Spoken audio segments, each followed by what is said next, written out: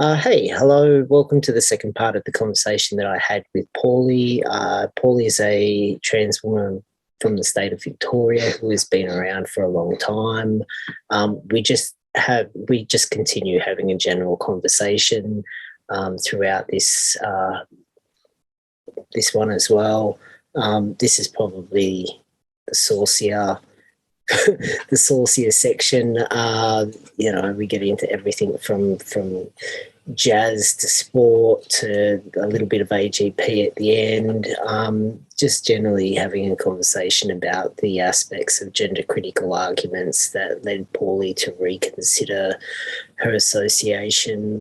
Paulie is articulate and insightful, and it was a pleasure having a conversation. Hopefully you might discover something in our chat that you didn't know, or something that makes you think about something from a different angle. That is the whole point. Anyway, I hope you enjoy. Have a good one. I was going to just say something else about the surgery. What was I going to say? One of the problems with this whole weaponisation of bad outcomes and complications and regret with surgery and what have you is that, these gender critical people, whatever, are trolling through the internet, pulling out these stories and then distributing those stories and see this is what happens with surgery and all the rest. And what they're doing, if you have a look at their posts, what they're insinuating is that trans people are too stupid to actually know the risks they're taking. So every trans person who gets surgery is an ignorant idiot who didn't realise there was any potential of complications, right? They go to the dentist and have something done in their mouth, and they're capable of understanding, that there might be a complication, but can have genital surgery and not understand there might be complication, which is just a ridiculous proposition that trans people are incapable of understanding that there could be complication. Yeah. But then for them to find the stories about the complications, where do they go to? They go to the trans community, who they've just tried to depict as too stupid to know that there's these complications. But when they're looking for stories about the complications, they come to our community. And the fact that these radical feminists and gender critical feminists are so stupid as to think that we don't have our private forums, that we hide from them to discuss our health issues, is just ludicrous. Yeah. I'm in a forum for trans women only that last I looked had well over 14,000 members talking about trans healthcare. Yeah. Right? The fact that it's so stupid is the thing that we don't get together and talk about our health and whatever, just because we don't broadcast it for them to see and to weaponise against us, it's a little naive. And it just shows how out of touch the gender critical radical feminist community is with the trans community. And because they are so out of touch with our community, in my view, they have no place to be pretending that they're going to advocate for the healthcare of my community, for myself and in my community, Well, thankfully they seem to have stopped doing that at this point. Like, I kind of never really believed that. But and I was frustrated a few weeks ago because it's kind of clear there was this whole, did you see the phantom nipple thing that was floating around? Did you see that one? No. Like, this kid that had chest surgery, that had no nipples, had clearly decided, and it was a really bad color joke, like was probably doing it to try and create a viral video to be like, hey, look at me, la la la la la, and they did this whole, if anyone's found my nipples, please stop pinching them, it's enough now, which was obviously a joke. Like, you can't, like, your chest is pins and needles for virtually months afterwards. Like, unless you touch it, you can't feel it. Like, but there were all of these people, and Exelanzic did a video on it going, well, yes, the pathways from the brain still exist, blah, blah, blah, blah, blah. So it's theoretically possible. And they then started, I didn't watch that video, but I think she started citing a whole heap of, breast cancer patient survivor kind of stats on phantom pains, and it's like, well, it's a traumatic surgery for that community, so of course there's going to be, you know, trauma associated to their traumatic surgery that they, well, I don't know if they still do, but the suicide rate from mastectomy patients was through the roof. And I remember being really shocked when I found that out, but it made sense when it was explained to me that, you know, like, why. But trans guys line up for this surgery. Like, this is not traumatic for us. Like, I actually tried to say to a couple of people, like, it's really, like, you're going to make a dick out of yourself. Like, it's really not a thing. Like, I've seen this surgery a couple of dozen times up close, both versions of it. By this stage, I've probably heard, you know, hundreds and hundreds of trans stories. We talk about these things between ourselves. Like it was a joke. Like, it was a joke. It's not nipple pain. It's just a joke. Like, and they were like, nope.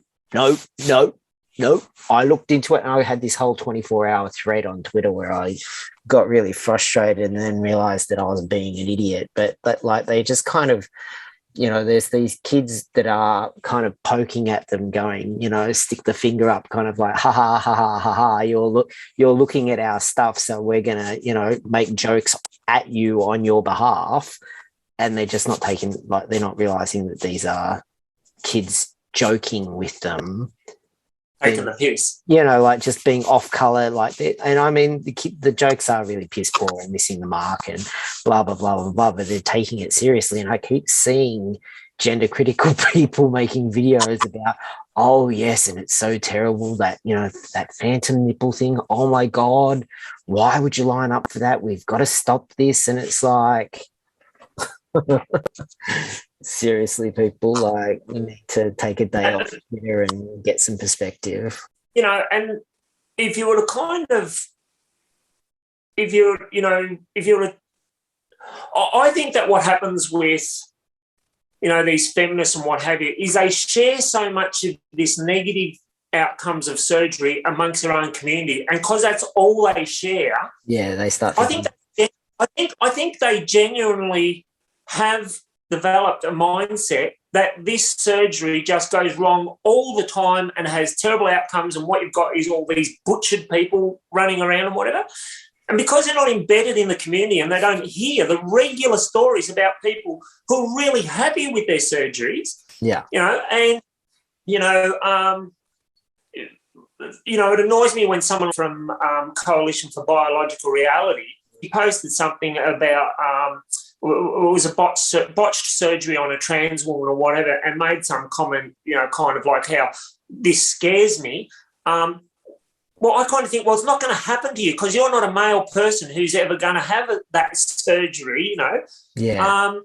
And if you're going to take a balanced position of it, you know, and actually try and understand it for what it really is, how many trans people who have had surgery have you actually sat down with across the table and had a talk about as to whether it was a positive or negative on their life?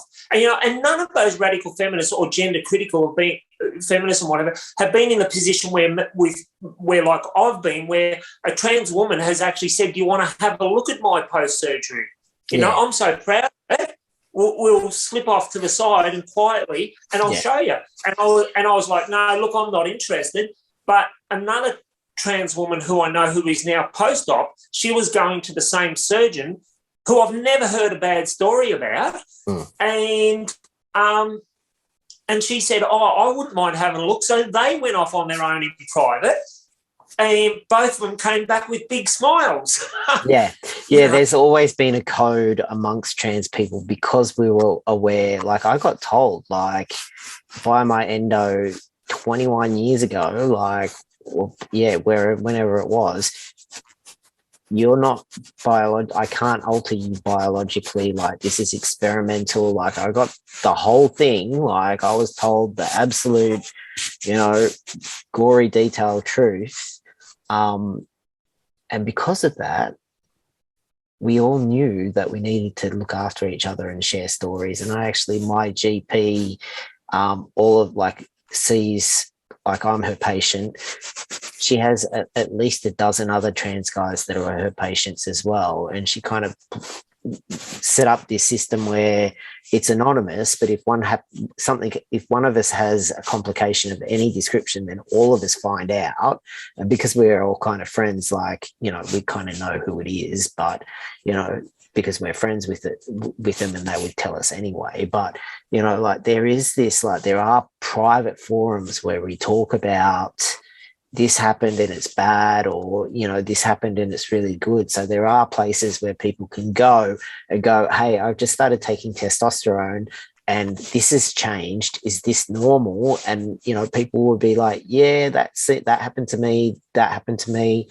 This experience happened to me. Or no, that's not normal. Go and see go and get that checked out now. Go and see this person. Like, there is a code of, because this is, it was always experimental, that we would help each other out and be honest with each other, no matter what, pretty much, like, is the code, warts and all, so that other people could make informed decisions about what they were deciding to do. Like, I'm kind of seeing that a little bit now.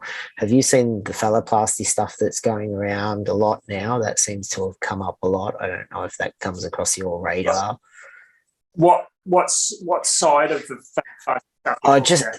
It seems to be, see, when I transitioned, I'm from Australia as well, so I think there was only one doctor doing phalloplasty in Australia at that point, and he'd only done like a handful of surgeries. I was never really interested in any lower surgery anyway, because they're sharp implements and no thanks. But he'd only done a couple of surgeries, so I was like, no. But it seemed to, so it was always really rare for Australian guys. Like, you have to go overseas if you really want to get it. And even then, they were always like, the first thing that you bumped into when you went looking for phalloplasty stories, which I did, were problems, this is dangerous, this is dicey, this is not for the faint of heart. Like, if you can exist without this surgery, then by all means do. Like, there's 1,000 things that go wrong. And in the last couple of years, I don't know whether it's because there are so many more trans people, like trans guys around, or whether the culture has changed and like a higher percentage of trans guys are getting this surgery, but there seem to be a lot of people that are having, complications and problematic surgeries. And like, there are a couple of them that were just horrific stories. And then they kind of, like, and I feel really bad for them, like, that they have had these horrific, like, one of them's pooing into a bag, like, just horrific stories. But it's like, you kind of had to know before you went for this surgery that this was a really dangerous surgery. Like, this is not for the faint of heart. And that's kind of being glossed over a lot at the moment. And there are a lot of people that are saying after the fact, oh, no one told me that it was this dangerous. And it's like, I feel really bad that you've had like a really bad surgical outcome. But like, you kind of put your hand up for that. And I kind of also wonder, making these surgeries covered by insurance quite so, like, it makes them, like, one of the flip sides of that is, like, it's a good thing in general, but on the flip side, it also means that you don't have to quite think as hard and save up as much money. It doesn't, like, you know what I mean? You just don't have to think about it as much. So maybe that's a factor. But yeah, because I imagine that, like, in the 60s and the 70s, like, I was reading about that a couple of weeks ago, some of the original, like, when trans women first started getting their SRS surgeries, I imagine there were a lot of horrific results until they figured out the techniques. Yeah, horrible. I saw one in America. There was someone who made a documentary years and years ago that I saw of a trans woman who had complications, and then what happened is she couldn't get anybody to attempt to even address those complications. Yeah, it was just terrific. But that was an American story, and that's another point too, is that the vast majority of these terrible outcomes and what have you are in foreign countries to Australia. And it's not surprising that a country like Australia, which has, very high quality of healthcare, a lot of overriding legislation around providing, things like surgery bodies and what have you, that we have much better outcomes. And, a number of the poor outcomes that I've seen are kind of people from wherever they're from going and finding a cheap surgeon in Asia. Now, there's been some really good surgeons in Asia who have done fabulous work and whatever. But, if you kind of want to compare people who are going and getting surgery in Asia for a price less than some people are spending on a back tattoo kind of a thing, well, of course it's going to be riddled with problems, because basically what they are going to are butchers. They're third world butchers, and to then compare that with all surgery in all countries and what have you, just doesn't draw a real picture. Yeah. So I'm a big one that what I would love to see is a lot more information around, the outcomes of all the different surgeons and the complications and what have you, so that trans people could get a real solid grip on what the risks, to benefit ratios are and what have you. And I think that's something that at the moment we don't have good science on. It's something that we have to figure out for ourselves. Yeah, and I'd love to see some good science on that. One of the things that's stopping that really good science is the radical feminist, gender critical community who, whatever we talk about, will weaponise it as an excuse to attack the trans community and to call for a ban on all surgery. And it's such a stupid position to call for a ban on all surgery. It's like calling for a ban on all alcohol because of the negative consequences of alcohol. It just isn't going to happen. Yeah. And fighting for a ban and calling for a discussion and a ban on trans surgery is the most stupid thing out, because it's unachievable. Yeah. It's not. It's not going to. So what we're best to talk, for me, it's reminiscent in my age group. It's the discussion about the talk around should there be sex education in the schools and whatever. You might be old enough when that discussion was taking place in Australia. Should we have sex education in schools? And, you had those fundamentalist religious nut jobs who were saying, no, you shouldn't be allowed to talk about it in the school. And all the sensible people were saying, you know what, young people have sex whether you like it or not, and we're better to talk about it. Yeah, at least give them information. Trans people are going to find ways of modifying their bodies. Some way, somewhere, they're going to find ways. So the best thing we can do is have an overarching body to make sure that that's done in the most safe and ethical way and what have you. Yeah. Did you hear about the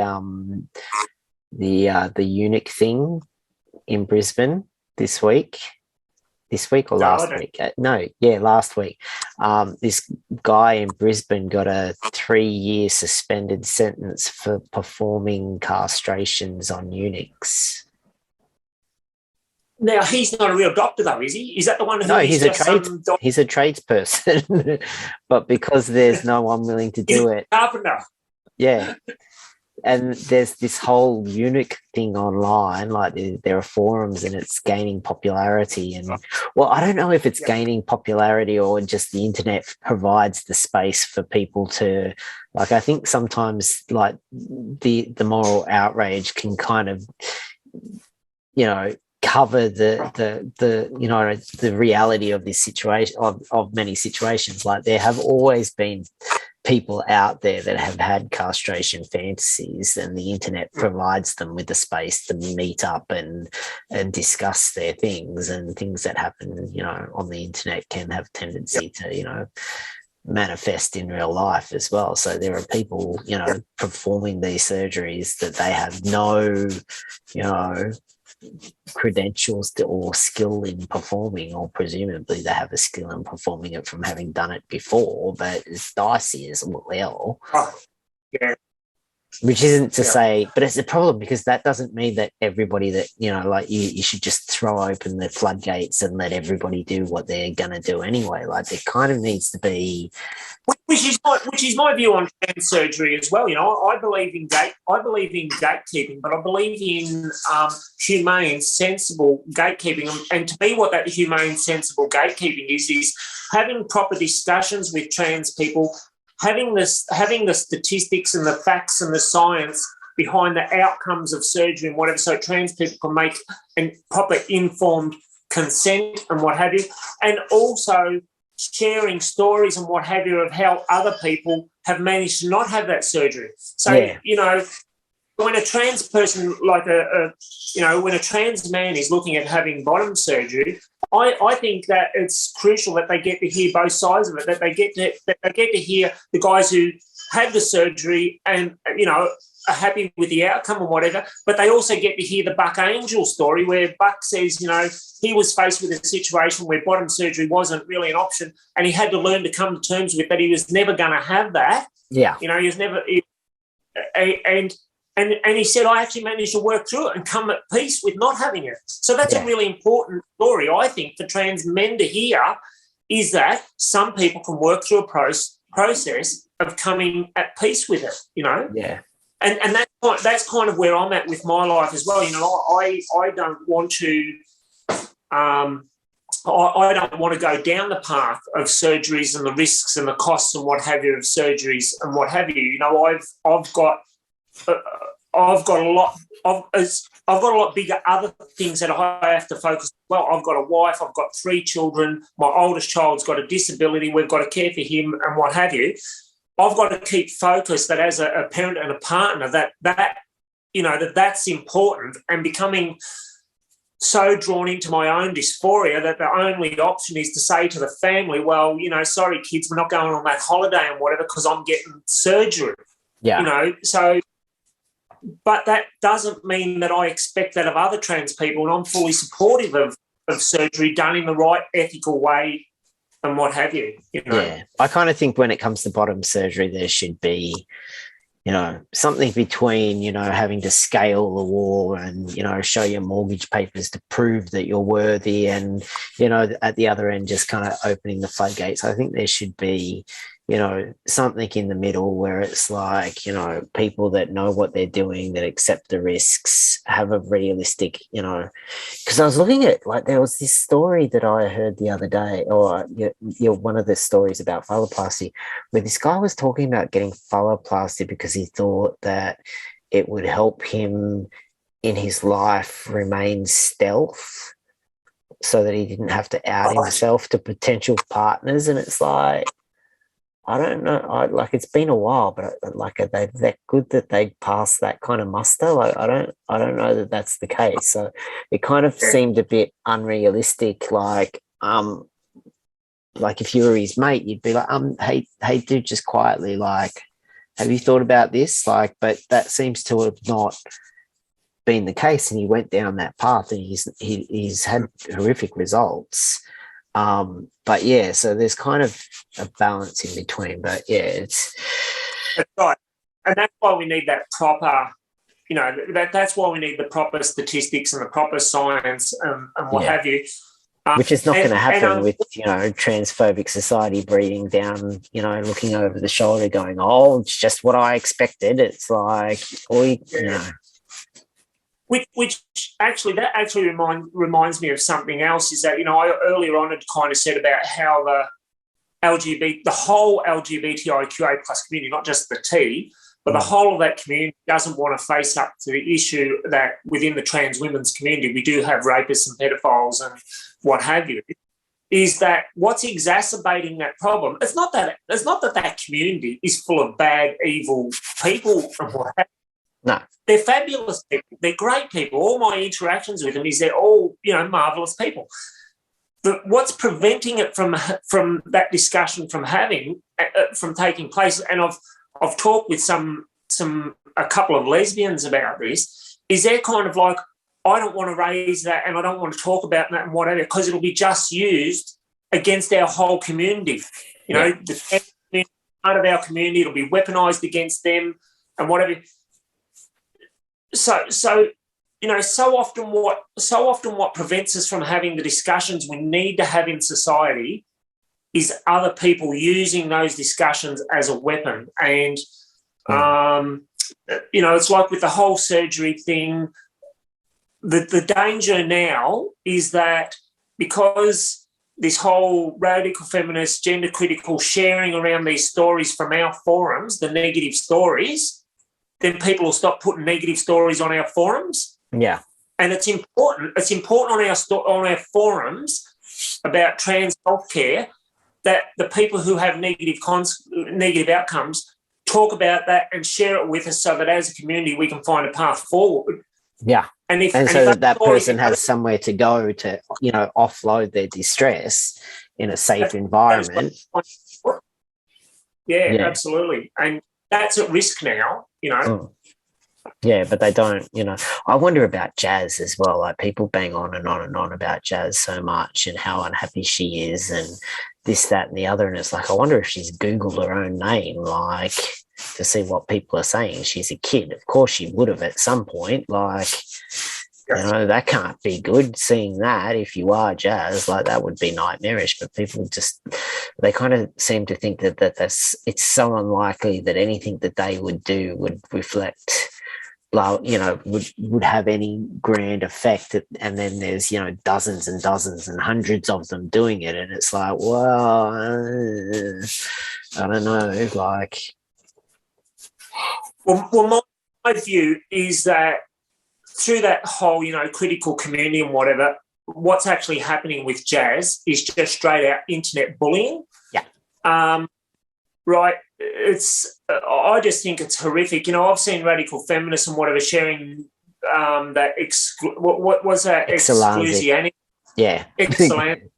I've seen them sharing, that YouTube channel where that woman is banging on about Jazz in a way that completely disrespects that Jazz is a child who's been through a hell of a lot, whether you think her life has gone down the right path or the wrong path, whatever your view is on it, it's a child who has been through a hell of a lot. Yeah. And to be dragged through the mud the way they do, I just find is absolutely vulgar.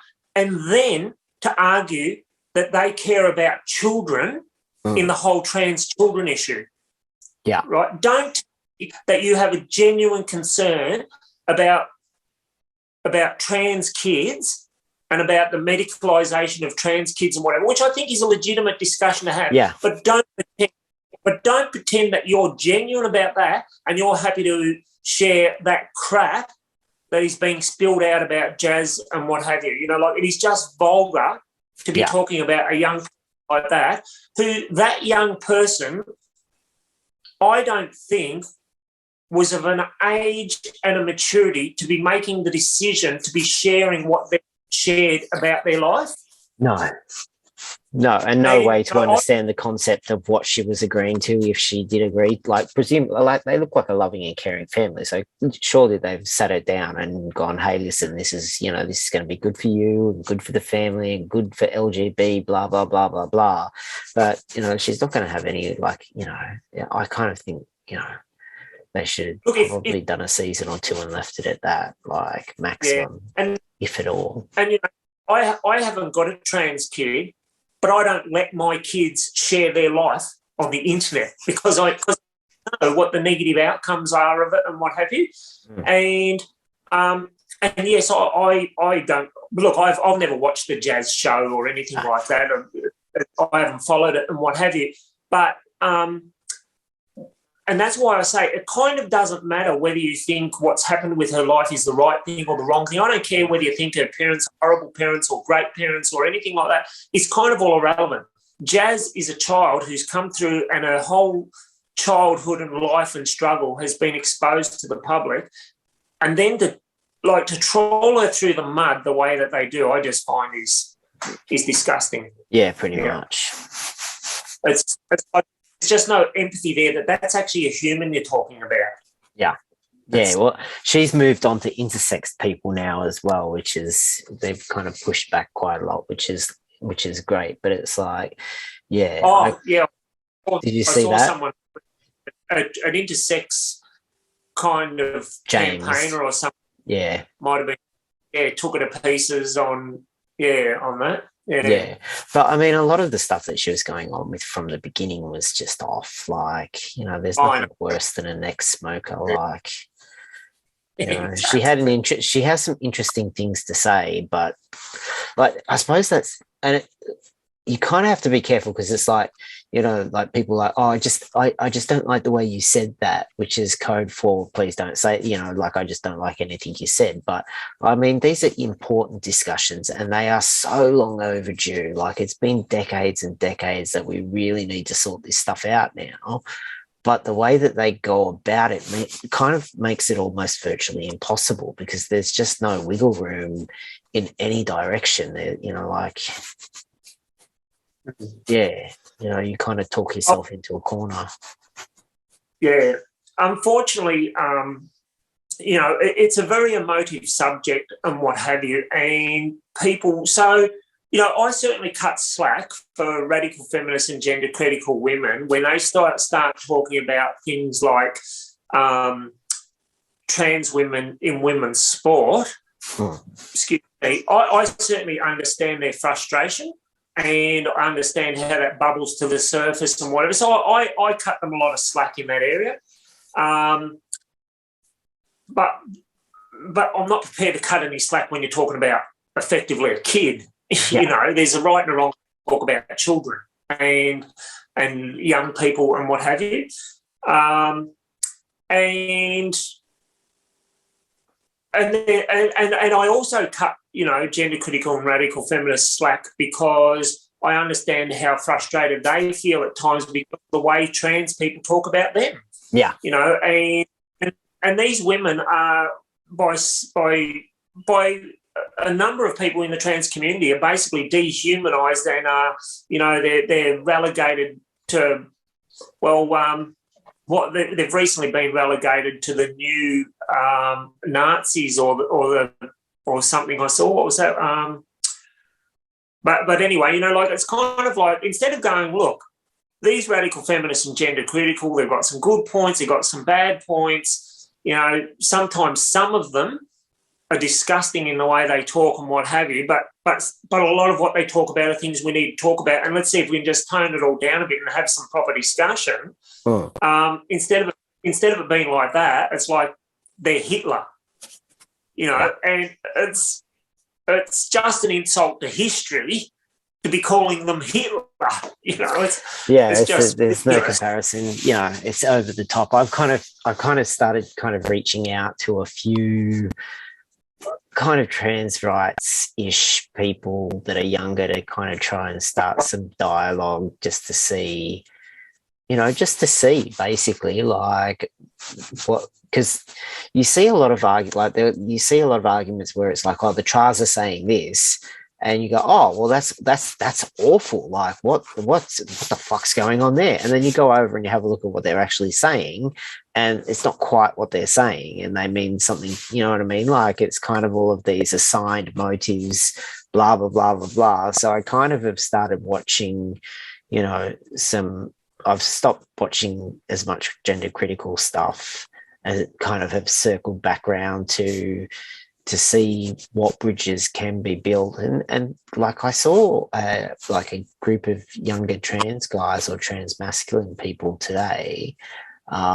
talking about stuff in a really thoughtful and nuanced way. Like, they are kind of young, and I don't know that is always, like, I thought I knew everything when I was in my early 20s. Like, I was insufferable at some points. Like, people seem to be expecting adult maturity from people that aren't quite there yet, sort of thing. So I kind of started kind of reaching out to a few people here and there and getting a few responses. And I'm like, kind of half excited to have a conversation and half terrified that my old age is, gonna, make me say the wrong thing, or, like, that I'm not quite up to date on, some of the lingo, and I'm gonna get, into a lot of trouble for, not saying you know, because I don't really have a problem with non-binary stuff. I think it's kind of gotten a little bit out of control in some places, but,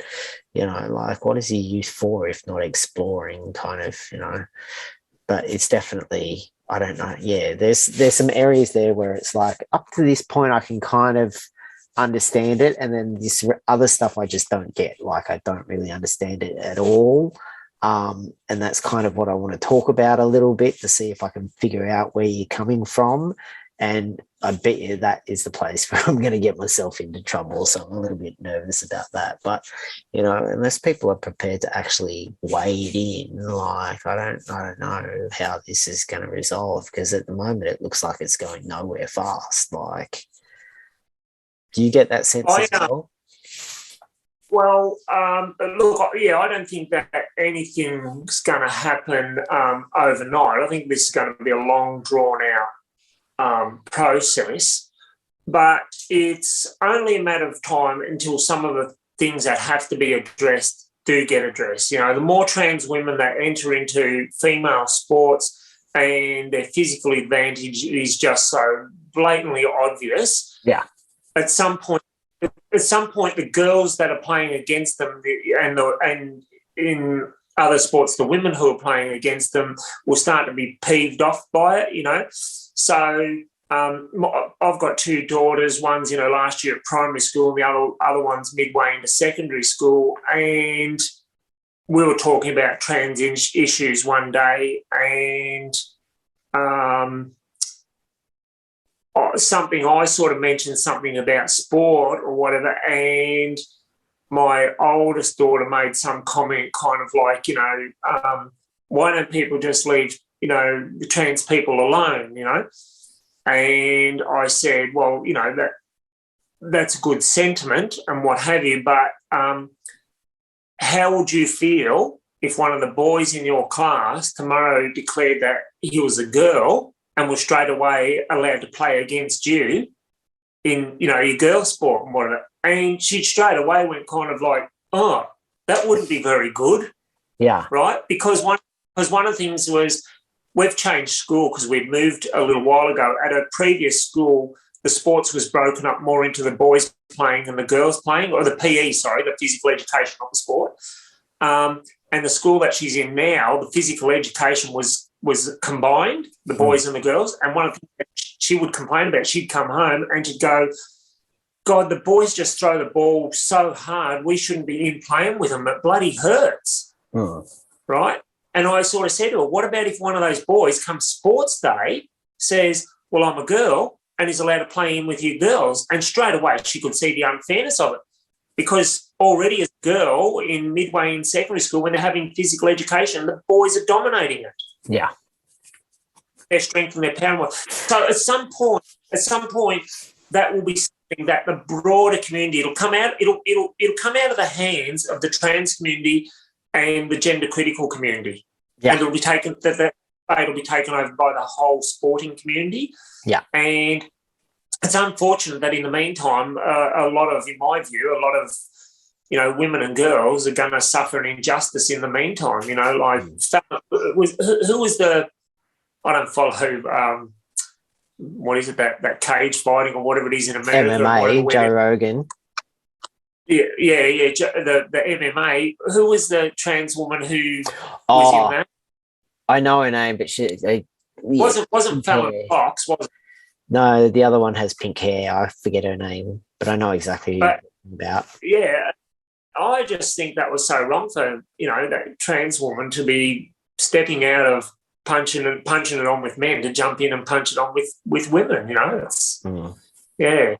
I think if the women, I kind of think that there's an unfairness. So I saw this thing recently from a trans woman who is a scientist, and from what I can see of her, I thought she was a gender critical trans woman, so I have largely dismissed her. But then she did a thing, like she did this chat about the science with someone else, and I thought, oh, you're different than I thought.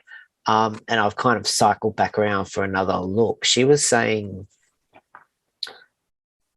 that once you've been on hormones for a while, the the advantage does seem to dismiss. Like I don't know that we are fully aware of the science as yet. I think that there's the optics is completely unfair. I think that it probably is completely unfair. I don't know that we know that with 100% certainty yet. Like there's another trans woman, an older trans woman that did the Megan Kelly podcast that was talking about, there's only across the board, like a 17% advantage if you're a trans woman against against biological women. And I'm like, well, that still doesn't seem very fair. Like people go, well, some women are just naturally more sporty than others, and some are taller and some have longer reach, and there's all of this variation. But it's like, yeah, but in this instance the advantage is because you were not born biologically female. Like that is the reason for your advantage. It's not within the bell curve of natural female development. It is a different category altogether. And I don't know that, like, nobody in life, no matter who you are, how rich you are, how famous you are, no one gets to do everything they want to do in life. So I don't know if I'm shifting my position on that, or whether, like, I'm kind of open to be right and I'm open to be wrong, basically. Like, but I don't know that we know for 100%, but it seems to be the case that, and especially in primary school and high school, I think definitely, like college, not so, like I kind of think in private weekend warrior sports, like I know trans women that play on the local soccer teams or the local, AFL teams, and they love the sport and they interact really well and their teammates love them, and, they've ironed out any issues that occurred from them being on the team. Like I don't have any problem with that sort of stuff. And I'm willing to be proven wrong if it turns out that, after 5 years on estrogen, there's almost zero advantage, like in certain sports. Like I'm willing to be wrong in that instance. But like, I don't know. Like, I don't know. Yeah, one of the problems is that if a woman, say a woman weightlifter, was to say, well, I'm going to go and take testosterone for 4 years while I'm training as a young athlete, banned for life. Exactly. Like it's and so you can get a person who's been naturally taking testosterone for 30 years and then 12 months later be allowed to compete against women, and you have other things, like in a huge array of sports, height is an advantage. So if you have a look at the height of the Australian men's cricket team and compare that with the height of the average height of the Australian men's cricket team, and compare that with the average height of the Australian man, the Australian cricket's team is 6 inches taller than the average man in Australia. Wow. Right, I've looked it up. And you see that like in just heaps of sports, right, where height is actually an advantage. That's why, as a team, they're all taller than the average in the rest of the society. Yeah. And men, as an average, which I forget what it is because I looked it up for USA and Australia as well, but men like or males on an average are like, I think it's like 7 inches taller than women in Australia, right? Trans women are also on average 7 inches taller than women. Yeah. Right? And that's kind of the problem, Yeah. And I think that trans women would be better to be advocating for more co-ed sports and what have you, and wanting to play in those kind of sports. Yeah. See, that's kind of the problem. Like I have the luxury, really, like I kind of have a tendency to think that the science is going to come back and there's still an advantage. But I'm prepared for that not to be the case. It would be interesting if that was. But then just the optics of that is a whole different thing altogether, you know, like whether there is or isn't, like the optics is also another area of barrier for that as well. And I kind of, because I'm Joe Nobody, I have the luxury of not having to have, you know, even if I have an opinion, what's it going to change? Not much, you know, like I'll kind of toe the line in certain areas and be like, yeah, that's absolutely like, you know, no, that's not the case. And I'll sign the petition and stuff like that while holding back. And, you know, I kind of am unsure. So I hedge a little bit, but now I've lost my point. Like the optics are really bad as well. You know, like that's a whole other area of discussion either way. But the other thing is that the time progresses on, right? These subjects aren't going away. So, and no is no longer, well, it seems like societally speaking, no is no longer a suitable answer.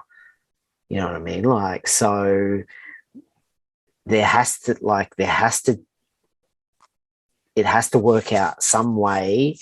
And the cleverest way would be for co-ed sports to become more of a thing, or weekend warrior sport. Like, I don't know what the answer is, but it will be interesting to see how it plays out. But I kind of, I come across a video. There was a trans woman who only made about 4 videos on her channel. And I can't remember what her name is now, but she made one and she talked about the advantage of trans in sport. And she said that she realised the advantage trans women have when she was at a local trans function for the trans community somewhere in America. Yeah. And she said the subject came up, and I think it came up around that boxer or something, and look, it's a while since I watched a video, so I'm trying to remember, but she said something like around the room, and she looked at who she figured would be the toughest 3 trans women in the room, and she said, I reckon the toughest 3 trans women in the room could have punched up every trans man in the room if a fight had have broken out. Yeah. And that's the other thing. That's the real advantage that trans women have. Yeah. See, that's the other thing is that like I started taking testosterone and I got stronger very, very, very quickly. I noticed that. But I also noticed from being at work, I'm not as strong as half the guys. So there is a difference of some description. But it was just interesting when, you know, like this trans person who seems very fair and very balanced in everything that I've seen of her so far.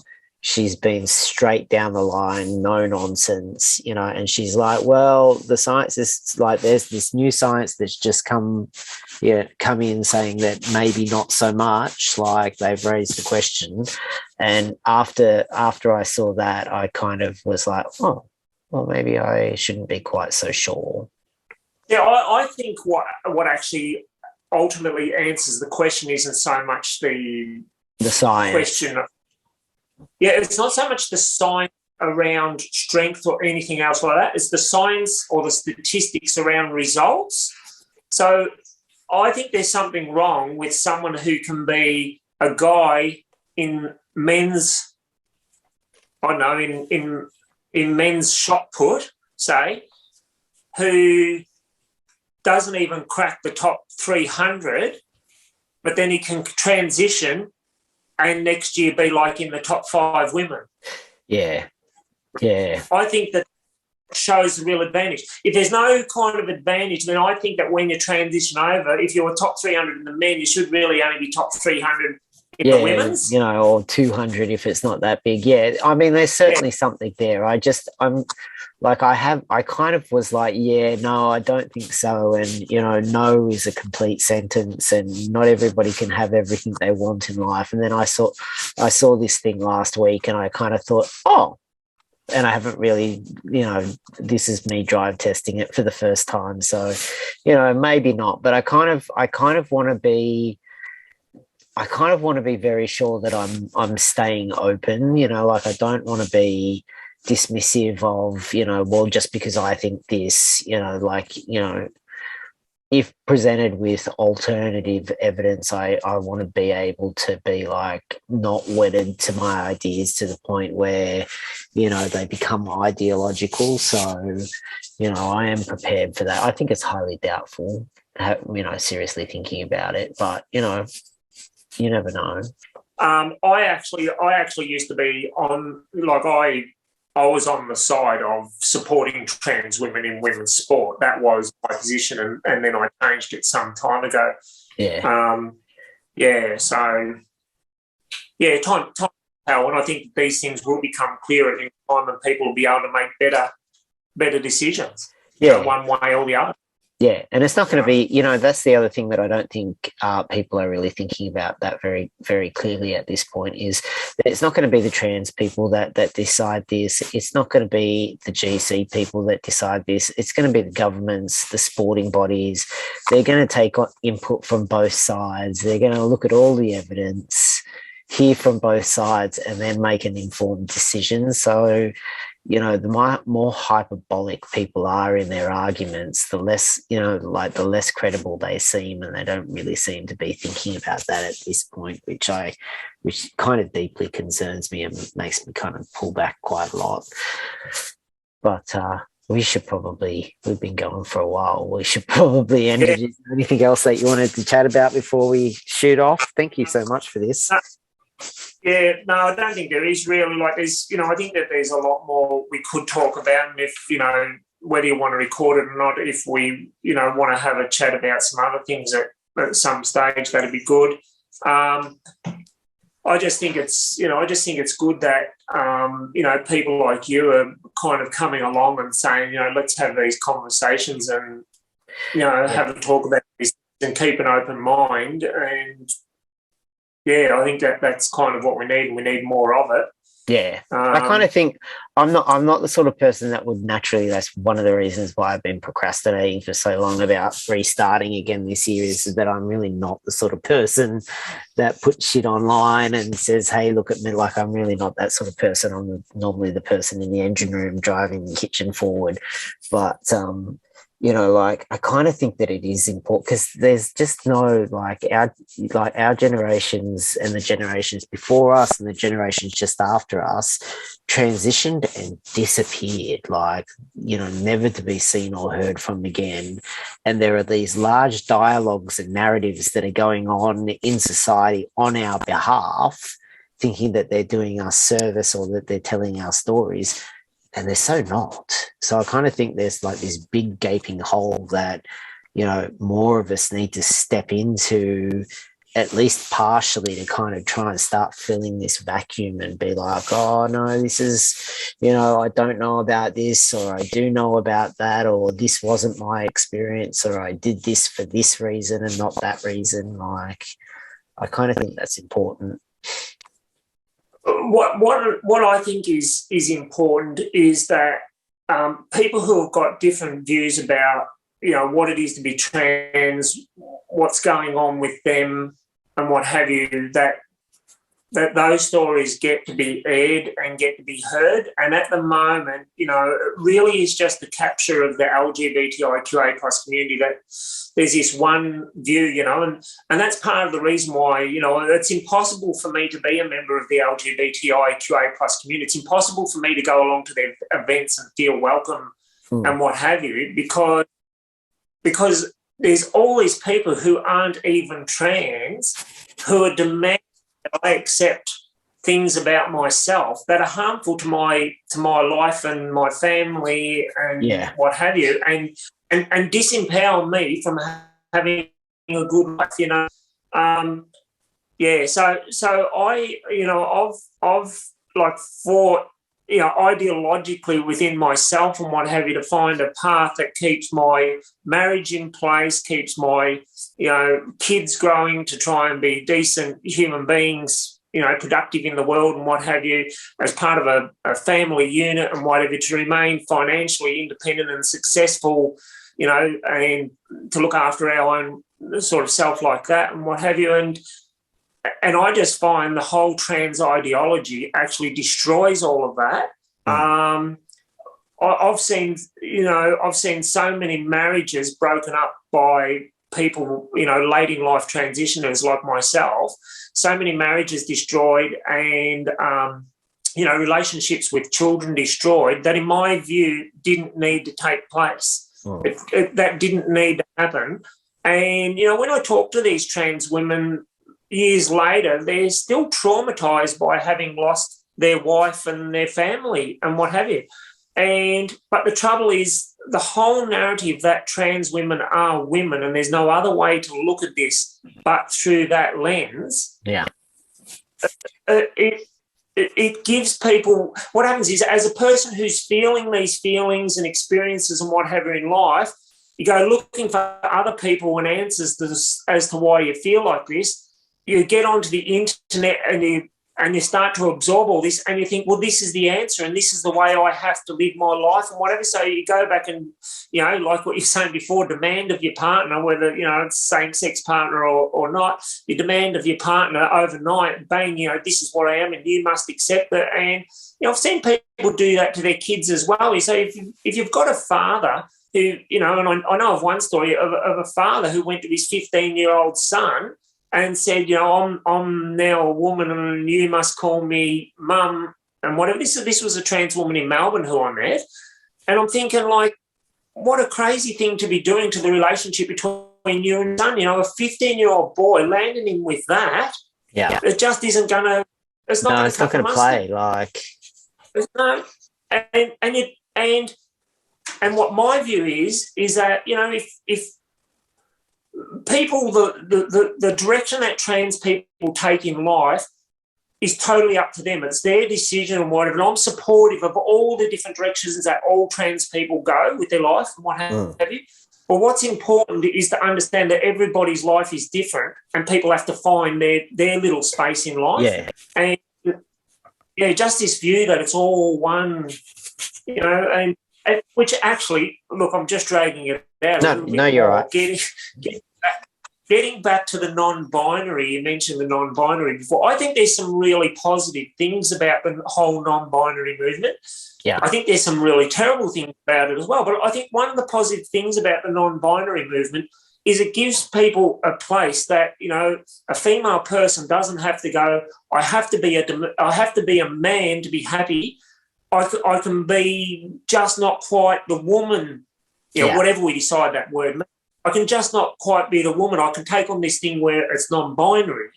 Yeah. And I think it's good. If a person kind of goes, well, I know a couple of non-binary females who don't take any hormones or anything, don't modify their body in any way or what have you, but they like to present in a masculine way and whatever. And you know what? If that makes them comfortable, well, then that's great, because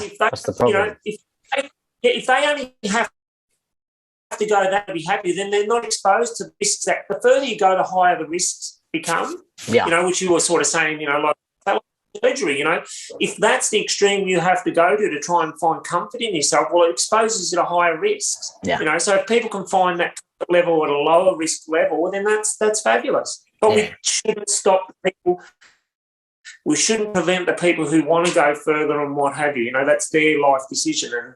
And they're going to do it anyway. Like, they're going to, Exactly. Yeah. And the reality is there's heaps of people, like you're, I don't know how you see yourself, but to me, you come across as very binary and what have you. And, that seems to sit comfortable with you, and that's fabulous, Yeah. And I know trans women who are very binary, and, particularly some that came out when they were young and what have you. And that social thing of that, they do kind of pass through life seen as women and whatever, and that gives them, some level of peace and comfort. And I feel good on them. That's good. Yeah. So. All righty. Well, look. No worries. Have a chat. Yeah. Thank you so much for chatting. Yeah, please yourself whether you want to share this. And no, I will. I'll probably trim it down a little bit in a couple of places, but because it's probably 2 or 3 hours long. But Actually, maybe not. I don't know. I'll let you. I'll watch it back and let you know. Well, it's completely up to you. I don't care what you do with it. It's your thing, and I've really enjoyed it. It's been great to have a really good chat over these things, and there's still so much more, to chat about. Yeah, well, if you want to do it again sometime, I'm more than open to that. There's a whole AGP, AAP thing that, needs to be talked about, and it needs to be, again, the craziness at both ends of that. Have you seen Julia Serrano's take on that? Only just a little bit, and for ages I've been meaning to get hold of a book and read the book, because she did a book. There's like a 20-minute, I think there's a 20-minute chat. A paper that she wrote that she delivers on YouTube that I'll send you the link for, that is basically her take in a nutshell. And I don't agree with all of it, but it raises enough questions to make me go, I don't know, because there are a lot of people that are very adamant that it's not a thing, and a lot of people that are adamant that it's not, that it is a thing, and blah blah blah blah blah. And as usual, the answer is probably somewhere in the middle. Exactly right. And whether people want to call it AGP, or whether they have an issue with it being called a paraphilia or a fetish or what have you, the reality is that all sexuality in all communities is extremely diverse and complex. Yeah. And, I put a post on Twitter today there, something about, you kind of only got to go through the photos of the Sydney Mardi Gras and see the guy dressed up in all their leather harnesses and what have you. Yeah. And to say that the gay community, there isn't some kind of a paraphilia thing going on in that community as well. Yeah, if we're going to call trans, if we're going to say if the phenomena of the connection between sexuality and transness, which in my opinion, there is a connection between sexuality and transness, at least in a whole range of trans people. Yeah. If it's not, then at least in a whole range of trans people, there's that connectedness. Well, that connectedness also exists in the gay community as well. Yeah. And, I had a lesbian, and look, sex is one of my favourite. The complexity of sexuality is one of my favourite subjects. I love listening to people's stories and what have you. And anyone who's up for it, I actually are quite open to lay it all on the table in private and have a good conversation. And I had this lesbian telling me about how she likes using a strap-on on her partner, and she said that she swears that when that strap-on's on there, it's like it's her own penis, and she gets off on having this penis. Yeah. Well, that's a lesbian. It was really funny. I saw one of the gender-critical people talking about taking the piss about trans guys who soft pack, and she was like, and doing the whole thing. I don't know if you saw it. And then there was a lesbian in the audience that was like, I do that sometimes as well. And she changed a whole tune about, well, I suppose it's sex play if you do it, blah, blah, blah, blah, blah. And I was sitting there watching it, and I was like, let's not even talk about the fact that lesbians hard pack as well in public, because I know that's a thing. I've seen that several times before. And then she had this general assumption that, that they would pack while they were out and have like a little bit of sexy foreplay kind of thing happening. And then when they got home, the packer got put in the drawer, and they were both versatile partners. And it's like, if you think that the person with the packer is also a wide receiver, I think you've missed the point. Like there's so much complexity to all of this stuff that is just lost on people. It's kind of amusing to watch in many, many ways. Yeah. And I've gone and done some kind of like seminary things in the like the sex positive community in Melbourne, they'll do a seminar on something like consent, like how do you have consent and in relations and what have you. And if you go into that sex positive community, like in Melbourne or in a capital city or something, and sort of spend a little bit of time in there, this whole idea, like I've seen feminists arguing that women don't have paraphilias and whatever. Well, they've never spent any time in that community, because there's women in there that are loaded with like lots of different paraphilias and what have you. And there's just people with a whole range of different things that they find sexually arousing. Yeah. And it's really it's really the effect, whether it has a negative impact on your life outside your sex life and your relationships outside your sex life, as to whether that is good or bad. Like, if it's not having any effect on anything outside your bedroom or wherever it is, then like, what's the problem? Like, why is this a thing for you? Like, that people need to discuss all day and all night. And it's like, if you knew what your next door neighbours were doing, you wouldn't be quite as shocked. Like, yeah, exactly. Yeah. It's interesting, like I came out, in a little dairy farming community and what have you, where just all anyone did around our farm where we were living at that time was, it was just full-on dairy farming. Every farm was a dairy farm. And in the sex-positive community, at these seminar things and whatever that I'd been along to, through that community, I met someone who had actually lived in my community, and she said that when she got divorced from her husband, she said she was getting guys from like all within the community and what have you approaching her, married guys and what have you. And the reality is, there's, on the surface, everyone's this prim and proper and what have you. And underneath the surface, there's just this whole other sex life that goes on. It's another story completely. Yeah. Yeah. Actually, did I say to you, someone that's worth looking at is Ogie Ogas. I can send you a link if you haven't heard of him before. Have you heard of him? The name rings a bell, yeah. But I don't think I've seen his stuff. So he did, he's a computer software guy and what have you, and they went through all the porn usage on the internet and looked at who watches what in porn and what. Yeah, and that's really interesting. And then years ago, there was a woman, Nancy Friday. Have you heard of her? No. Nancy Friday, she collected stories where she had women, and I forget it. I think she stumbled into it by accident, but all these women, she then became known for it, and all these women wrote letters to her telling her their fantasies. And my wife and I looked at that book years ago, and when you see the fantasies in that come out of the women's community, this whole kind of thing that, women don't have these, I don't know, the gender critical and radical feminist community do kind of paint women as just this almost a prim and proper sexuality, and they don't have any no diversion. It's funny because my grandmother, my mother's mother, I was very close to, she was born in 1910, and do you remember those Mills and Boons books, the bodice rippers? Yes.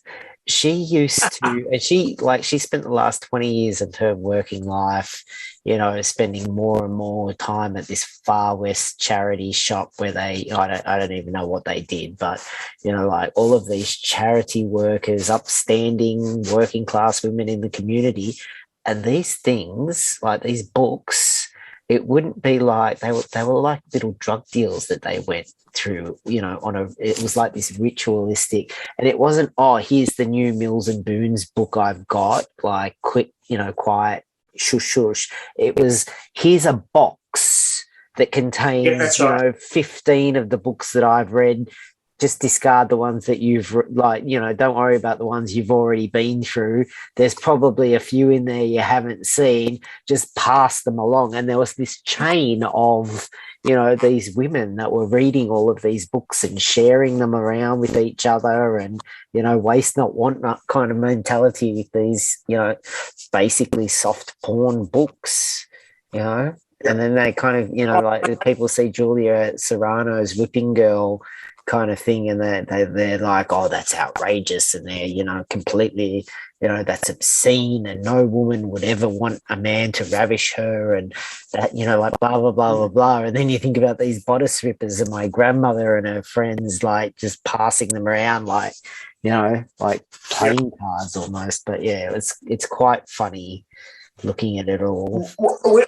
My wife and I were only talking about these books last night, and she said bodice rippers, and that was the first time I'd heard that term. Right? Yeah. So it's funny. You've been seeing them your entire life. Yeah. But my mum was the Mills and Boon reader, and so I know that whole swapping of the box of books and all that, because that's what I've grown up around as well. I reckon it was probably 25 years ago or something, when I was in my mid-20s or late 20s or something like that. I one day grabbed one of her books and sat down beside her and just peeled it open and was like reading it, because I've always kind of like hung shit on her for reading them, and I'm like, what, you could be such a well-educated woman, the amount of books you've read and the time you spent reading, you could be an expert on anything, Yeah. Excuse me. And I had to read through it, and I was like, my God, Mum, this is porn you're reading. Yeah. That's what it is. It's porn. Right? Yeah. And I was quite shocked, at just how open it was, and yeah, I never thought about it. I knew they were romance. They were romance novels as a kid. I knew what they were. Like I used to roll my eyes and be like, whatever. I couldn't care less. Yeah, exactly. And they went out in front, like they weren't shy about. Oh yeah, I've got new books. I've got the box of books, like just here at the door for you. Everybody saw them. Everybody knew what they were. And then, like if anyone comes up with that sort of stuff now, it's just, it's outrageous. And, how dare you? And, blah, blah, blah, blah, blah. And it's just, I think in a lot of ways. I think it's one of the YouTubes that this Ogio Gas does. I think it's him. He quotes the sales figures for, what was it called, that Shades of Grey book? 50 Shades of Grey? Yep. 50 Shades of Grey. That is one of the best. So I'll have to look at it again myself to remember, but it smashed book selling records in a period of time where book sales aren't as good as they used to be, because we now got internet and all that. Yeah. It absolutely smashed book sales records and sold like millions of copies and whatever, predominantly to women. Men had no interest in the book, predominantly women and what have you. And so this whole thing that there's not just this whole wide interest amongst a certain population of the women in society in that kind of bondage, discipline, blah, blah, blah, and that they don't get something out of that is denial of the truth. Yeah. Like, women loved that book. And well, they were certainly curious about it enough to the point where they could not put it down. So, there's certainly something about it. But it's just odd. There's this moralistic kind of fervor that's just in the ether, and it's in so many ways so detached from reality that it like when you look like. Because I remember being like, I saw this quote from Julia Serrano's book in The Whipping Girl about being ravished by men that she didn't know. And I remember being outraged. Like, I was like, oh my God, how could she do this? And part of that whole brigade and sort of stuff. And then I was chatting to I'm friends with a friend of hers, and he was like, oh, she's great and blah, blah, blah, blah, blah.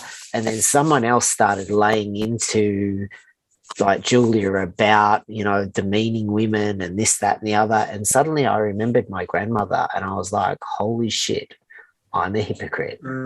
Holy shit. And just this whole layer of thought unraveled. And I was like, wow. That's the whole thing. Like, you just don't.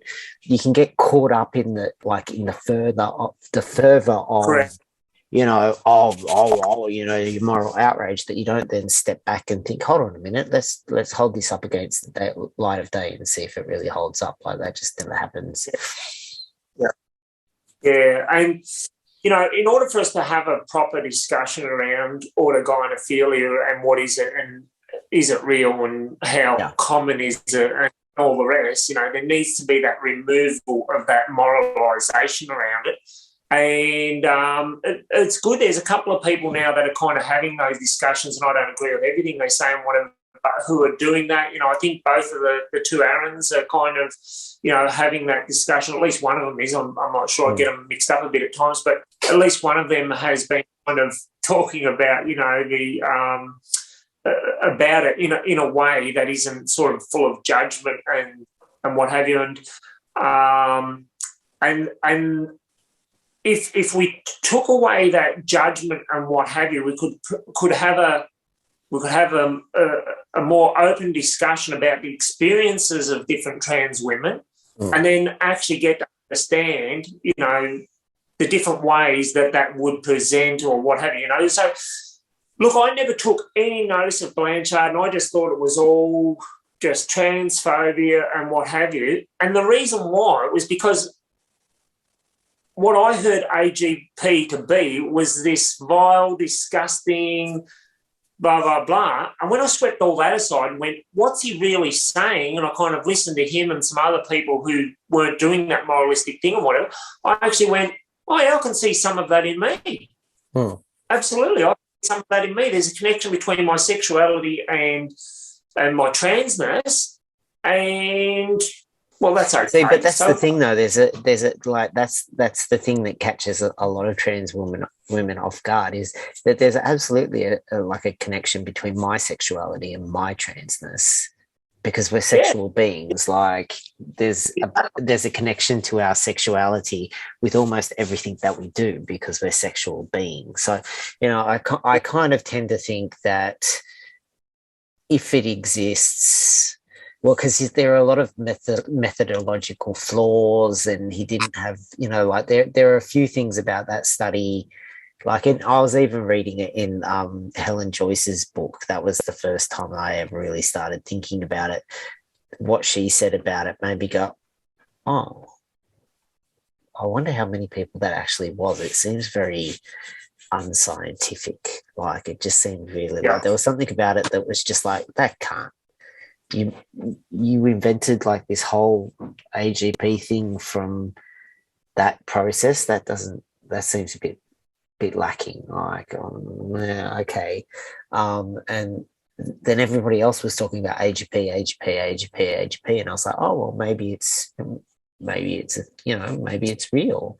And then I stumbled across this Julia Serrano thing where she just went bang, bang, bang, bang, bang, like it just is so full of holes that it, and it's now so old, like whether it's still relevant, whether it's not relevant. But there are a lot of trans women that claim that it makes sense of their experience for them. So, like, it's useful in some way, but and it's kind of one of the things that Lisa Lippman talks about with her ROGD study. Like, it wasn't meant to be comprehensive. It was just meant to be the first.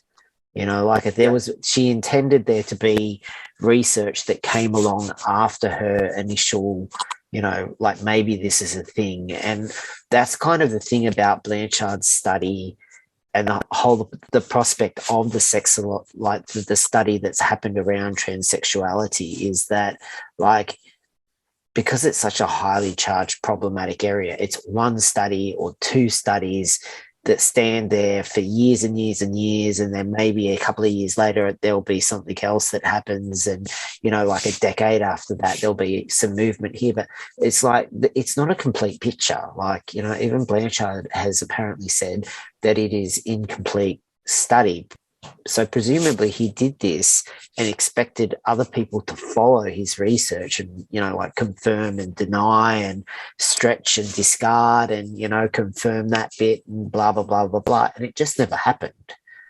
So we've got these people grabbing hold of this incomplete research acting like it is biblical, and it just doesn't fit into so many different, you know what I mean? Like, it doesn't answer as much as it seems to answer, and everyone's so busy trying to fit everybody into AGP for every little thing that I kind of, I think I'm not sure this is going to be resolved even in my lifetime, Yeah, the other thing is that sexuality, I think, is both a nurture and nature thing, right? I think that it's influenced by our experience and what have you, and that there's probably something in our nature as well that, influences our sexuality and what have you.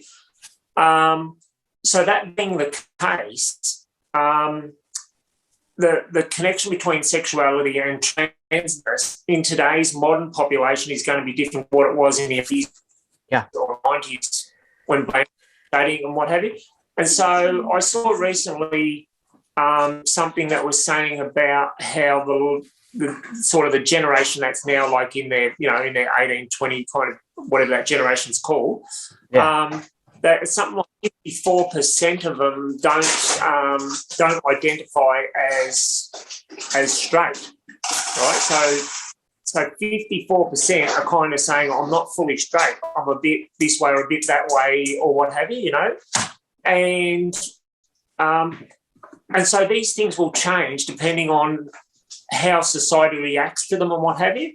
Yeah. And so we're now starting to see more of the phenomena as well, is that in Blanchard's time, every male who transitioned in adult life, kind of, he could easily put into this AGP box and not the HSTS box. Yeah. But I only saw another gay guy come out late in life who's only just come across my social media the other day, Tommy, someone who's an actor, I think it was Tommy or someone, and has now come out and gone. So this is a person who's like in their 30s, been married for 5 years to another guy, lived their life out as a gay person, a gay guy, and what is now going, I'm transitioning and I'm going to be a woman, or I am a woman, or whatever their story is. I didn't pick up on that. So what is that person? Are they AGP or are they HSTS, Because they don't fit into those two boxes properly that Blanchard kind of came up with. Yeah. And I'm seeing more of these guys that have come out and lived as gay for 10 and 15 years and then are going, I'm a trans woman now, Yeah. So anyway, look, we better call it quits. No worries. Thank you so much for chatting. Yeah, thank you. And look forward to the next time we exchange ideas or catch up or whatever we do going forward. So Yeah. No worries. Have a good night.